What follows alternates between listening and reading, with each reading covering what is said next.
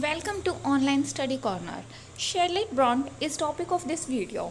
Charlotte Bronte was a Victorian poet and novelist. Victorian poet and novelist means she belonged to the Victorian period, and Victorian period started in 1837 and ended in 1901. Charlotte Bronte wrote realistic and passionate novels, and her aim was to make her novels realistic and passionate. And if we talk about the element of passion and romance, where did it came from in her novels? ये जो element of passion and romance हम उसके novels के अंदर देख सकते थे, ये कहाँ से आया? It was the outcome of her own life and nature. ये उसके खुद की लाइफ से प्रेरित था और उसके खुद के स्वभाव से प्रेरित था, जो एलिमेंट ऑफ रोमांस था. हर life was lonely and grief stricken. उसकी लाइफ में दुख और अकेलापन भरा हुआ था, जो कि हम उसके नॉवेल्स में इजीली विटनेस कर सकते हैं. और इस ग्रीफ, इस लॉनलीनेस, रोमांस के अलावा उसके जो नॉवेल्स थे वो रियलिस्टिक थे, जो कि इस एज की और विलियम ठाकरे जैसे राइटर्स की खासियत थी. She witness tragedies in her family which was visible in her writing. उसने अपनी फैमिली में बहुत सारी ट्रेजेडीज़ को देखा जो कि उसकी राइटिंग के अंदर विजिबल थी. जैसे कि उसकी जो फैमिली थी उसमें उसने कई डेथ्स को देखा. Even in her last writings, during her last writing period, she witnessed 3 deaths only in 8 months in her family. Now let's talk about why Charlotte turned to literature. Charlotte literature की तरफ क्यों मुड़ गई, मतलब उसने literature को क्यों चुना. Charlotte Bronte and her sister Emily, ये 3 सिस्टर थी, Charlotte, Emily एंड एनी ब्रॉन्ट. ये जो दोनों सिस्टर थी, शार्लेट ब्रॉन्ट और एमिली ब्रॉन्ट, इन दोनों ने गवर्नेंस के तौर पर और टीचर के तौर पर वर्क किया था. और उन्हें ये जो वर्क था ये अनएंड्योरेबल लगा था, और अपने लॉनलीनेस को और सैडनेस को थोड़ा सा रिलीव पाने के लिए इन चीज़ों से उन्होंने एक नए इमेजिनेटिव वर्ल्ड की क्रिएशन की, मीन्स लिटरेचर को अपनाया. एंड लेकिन इन्होंने लिटरेचर को क्यों अपनाया? ताकि अपनी जो लॉनलीनेस थी, अपना जो दुख था, उससे ये थोड़ी देर के लिए रिलीफ पा सकें और एक इमेजिनेटिव वर्ल्ड को वो लिटरेचर में क्रिएट कर सके. लेकिन उनके इस इमेजिनेटिव वर्ल्ड के अंदर भी, लिटरेरी वर्क्स के अंदर भी इस ओल्ड जो सैडनेस थी या लॉनलीनेस थी उसको देखा जा सकता था. ये जो 3 बहनें थी, इन तीनों ने स्टार्टिंग में स्यूडोनिम्स के अंडर लिखा. स्यूडोनिम्स मतलब अपने नकली नेम्स के अंडर अपने वर्क्स को पब्लिश कराया. जैसे जो शार्लोट ब्रॉन्ट थी, इन्होंने क्यूरर बेल के नाम से अपने वर्क्स को पब्लिश कराया. इसी तरह से एमिली ब्रॉन्ट ने एलिस बेल के नाम से और एनी ब्रॉन्ट ने एटन बेल के नाम से अपने वर्क्स को पब्लिश कराया. इन तीनों बहनों ने 1846 में अपने पहले वर्क्स को पब्लिश कराया. लेकिन जो शार्लोट ब्रॉन्ट का फर्स्ट नॉवल था द प्रोफेसर्स. क्या नाम था नॉवल का? The professors. इसको कोई भी हम कहेंगे कि पब्लिशर ने एक्सेप्ट नहीं किया. फिर उनका शार्लोट ब्रॉन्ट का सेकंड नॉवल आया जिसका क्या नाम था? जेन आयर. ये जो जेन आयर था ये एक बहुत ही फेमस नॉवल रहा. शार्लोट ब्रॉन्ट के लिए एक पहचान का काम इस नॉवल ने किया.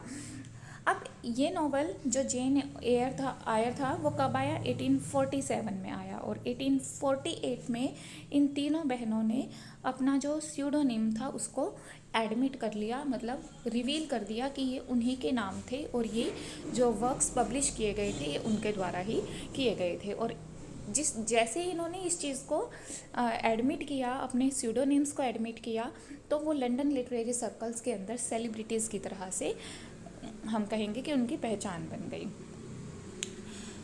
अब जो नॉवल जेन आयर था वो शार्लोट ब्रॉन्ट के लिए एक ग्रेट सक्सेस बनकर आया.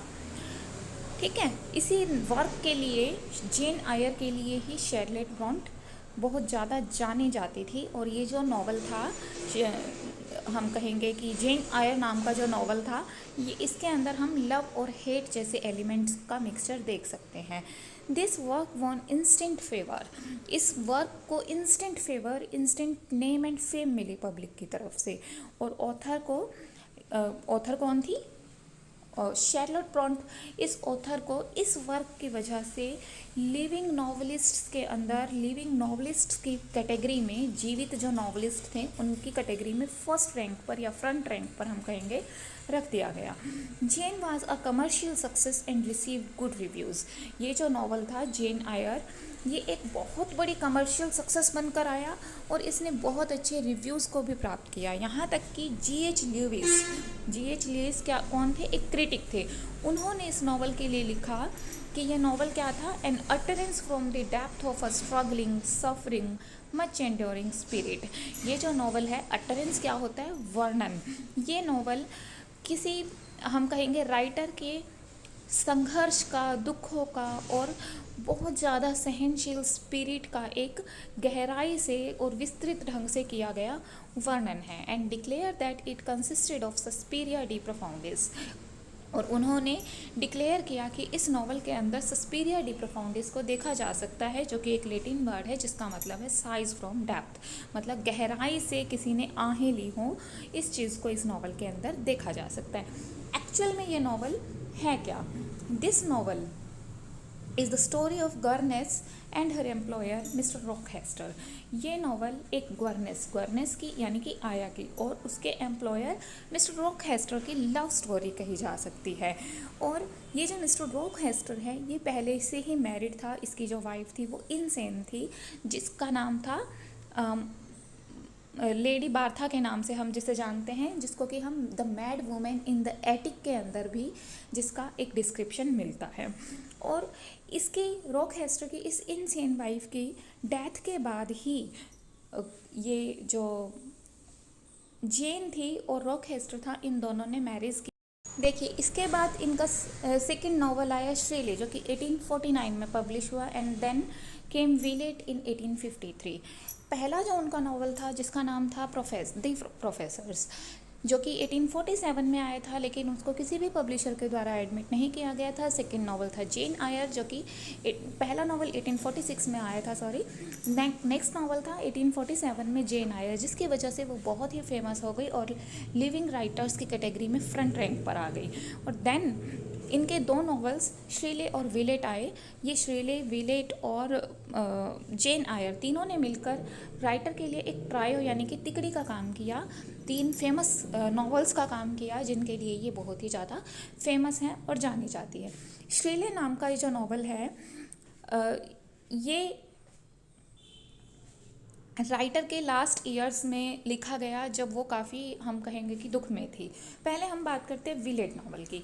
जो विलेट नॉवल है वो आइसोलेशन को और सोशल रिप्रेशन को दिखाता है। ये उसकी लाइफ का थर्ड नॉवल था जो उसने लिखा, और ऐसा नॉवल था जो कि उसकी लाइफ टाइम के दौरान लास्ट पब्लिश हुआ था। इस नॉवल की थीम्स थी isolation, social repression of individual desire, यानी कि इस नॉवल में भी उन्होंने अकेलेपन के बारे में लिखा और लिखा कि किस तरह से यदि किसी व्यक्ति की व्यक्तिगत इच्छाओं को दबा दिया जाता है समाज के द्वारा, या सोशल रिप्रेशन उन पर आ जाता है, तो व्यक्ति के अंदर ही अंदर किस तरह से कन्फ्लिक्ट्स अराउज होती है। ठीक है। और इस नॉवल की जो मेन कैरेक्टर है वो है ल्यूसी स्नो। जो ल्यूसी स्नो है वो एब्रॉड विजिट करती है, एब्रॉड ट्रैवल करती है, वहाँ एक बोर्डिंग स्कूल में टीचिंग करती है।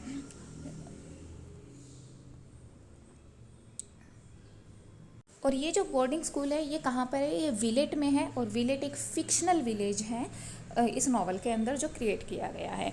इस विलेट नाम के विलेज के अंदर वो देखती है कि यहाँ के जो कल्चर है, रिलीजियन है, वो कितना अलग है उसकी खुद की कल्चर और रिलीजियन से। यहाँ पर वो पॉल इमैनुअल नाम के एक आदमी से मिलती है, जिससे वो लव करने लगती है, लेकिन वो इससे मैरिज नहीं कर पाती है। और इसी के रिज़ल्ट के तौर पर वो एक ब्रेकडाउन को फील करती है, लेकिन बाद में वो इंडिपेंडेंट बन जाती है और अपना एक खुद का स्कूल चलाती है। इस तरह से वो लाइफ के अंदर फुलफिलमेंट को कहीं ना कहीं देखती है। नॉवल के बहुत सारे जो डायलॉग हैं वो फ्रेंच लैंग्वेज में लिखे गए हैं। Villette marked Bronte's return to writing from a first person perspective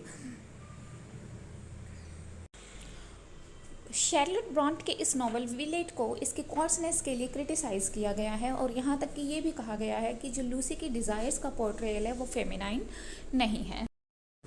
अब हम डिस्कस करते हैं श्रेले नाम के नॉवल को। इसको थर्ड पर्सन नैरेटिव में लिखा गया था।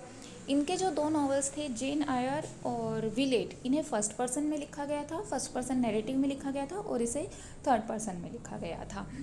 जो शैरलोट ब्रॉन्ट थी 1848 में इन्होंने अपने वर्क श्रेले पर काम करना शुरू किया था।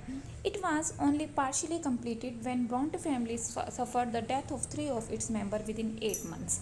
और शैरलोट ब्रॉन्ट ने इस नॉवल को पार्शियली ही कंप्लीट किया था जब उसकी फैमिली में 8 महीने में 3 डेथ्स को उन्होंने सहन किया।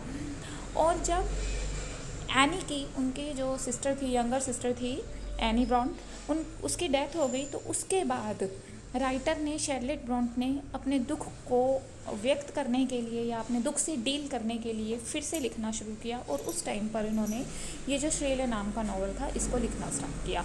श्रेले नाम का जो नॉवल था, इसके थीम की अगर हम बात करें तो इंडस्ट्रियल अनरेस्ट और role of women in society है, जिसको कि 1849 में पब्लिश कराया गया। Charlotte Bronte was the last to die among her siblings. Charlotte Bronte last थी जो अपने सिबलिंग्स में जिसकी डेथ हुई थी। मतलब उसके जो सिबलिंग्स थे, एक ब्रदर और 2 सिस्टर्स थी, जैसे कि जिनके नाम क्या थे, ब्रदर का नाम मिस्टर ब्रैनवेल के नाम से हम जानते हैं, सिस्टर्स थी एमिली ब्रॉन्ट और एने ब्रॉन्ट। इन तीनों की डेथ के बाद शैरलोट ब्रॉन्ट की डेथ हुई। तो ये था हमारा आज का टॉपिक। आई होप आप सबको अच्छा लगा होगा, and if you like this video please share and subscribe.